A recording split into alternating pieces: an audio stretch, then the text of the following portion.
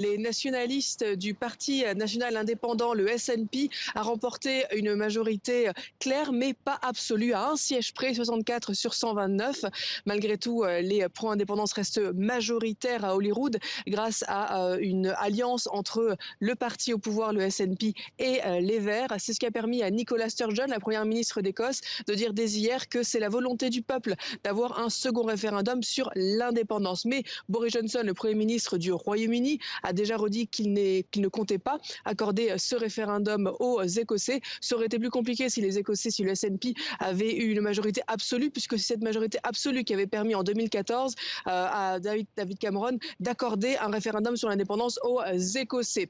Malgré tout, Nicola Sturgeon a dit qu'elle comptait quand même organiser un référendum sur l'indépendance. Ça promet une grande bataille judiciaire, mais ce n'est pas pour tout de suite, puisqu'elle compte d'abord se concentrer sur la pandémie et la reprise économique. Et puis alors il y a eu aussi Sadiq Khan qui a été réélu à Londres et c'est une nouvelle importante également.